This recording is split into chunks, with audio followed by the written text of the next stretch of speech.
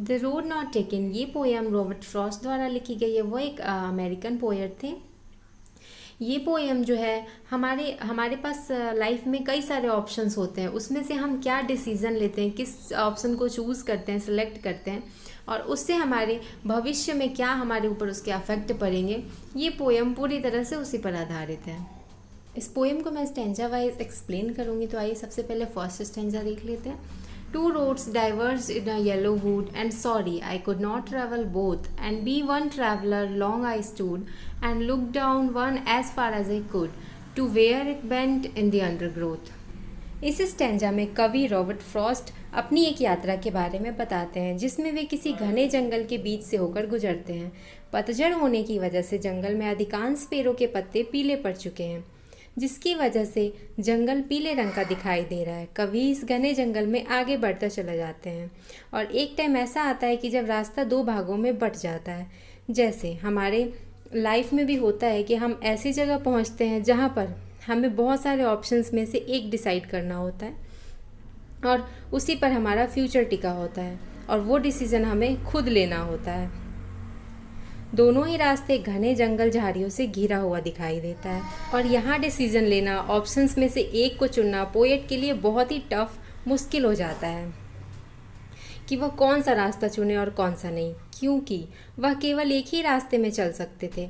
वो एक single traveller थे, इसलिए यह लेखक के लिए मुश्किल समय था, क्योंकि लेखक को दोनों ही रास्ते एक जैसे लग रहे थे।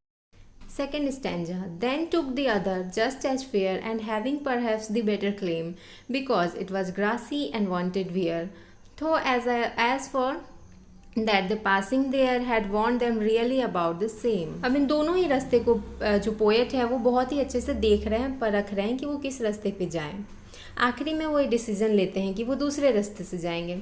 वो रास्ता कवि को अपने लिए ज़्यादा सही लग रहा था, क्योंकि उस रास्ते में अभी भी घास, हरी भरी घास उगे हुए थे, तो उन्हें ऐसा लगता है कि इस रास्ते से अभी कोई गुजरा नहीं था, इस वजह से ये रास्ते पे घास उगे हुए हैं, जबकि दूसरा रास्ता पूरी तरह से बंजर दिखाई दे रहा था।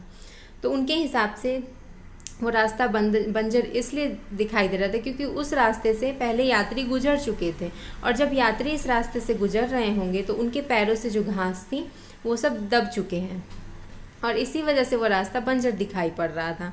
इसलिए कवि को दूसरा रास्ता खुद के लिए बेहतर लगा, क्योंकि अभी तक उस रास्ते से कोई भी यात्री गुजरा नहीं था। Third stanza.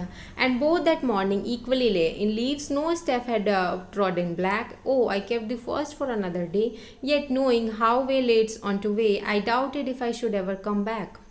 पोएट जो है वो इस दोहरे में खड़े होकर यह सोच ही रहे होते हैं कि कौन से रास्ते में जाना है और कौन से रास्ते में नहीं। तभी फिर कवि के दिमाग में ये आता है, कवि ये इस डिसीजन पे पहुंचते हैं कि आज के दिन वो अकेले ही ऐसे यात्री हैं जो जंगल में इतनी दूर तक पहुंच पाए हैं, और उनको ऐसा लगता है कि दोनों ही रास्ते पे ऐसे कोई ताज़ा पत्तों के कुचले जाने के निशान नहीं है, मतलब दोनों ही रास्ते एक जैसे हैं।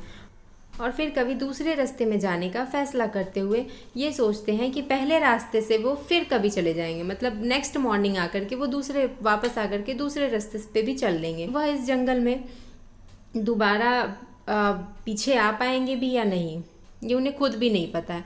और फिर पोएट को यह भी पता है कि जंगल के रास्ते जो हैं वो किसी भूल भुलैया की तरह होते हैं।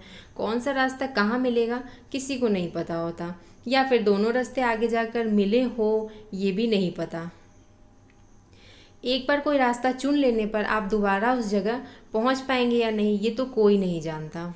कुछ ऐसे ही हमारे लाइफ के डिसीजंस भी होते हैं। एक बार जो हम डिसीजन ले लेते हैं, ज़रूरी नहीं है कि हम फिर पीछे आकर के उसे ठीक कर पाएँ। Fourth stanza. I shall be telling this with the sigh somewhere ages and ages hence two road diverged in a wood and I took the one less traveled by and that has made all the difference. Fourth stanza में हमें अपने द्वारा लिए गए decision पर उनके भविष्य में पड़ने वाले प्रभाव के बारे में बता रहे हैं कि उसका क्या इफेक्ट पड़ सकता है। वो कहते हैं कि उनके द्वारा दूसरे रास्ते में चलने का निर्णय बिल्कुल भी आसान नहीं था, बल्कि वो तो और बहुत ज़्यादा कठिन था।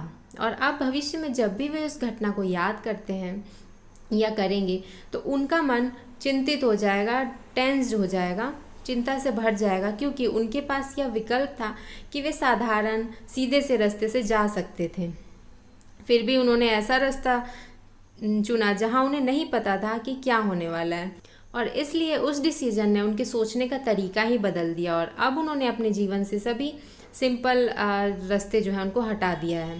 कवि कहना चाहते हैं कि उनके इस डिसीजन ने उनके जीवन पर एक अच्छा ही प्रभाव डाला है।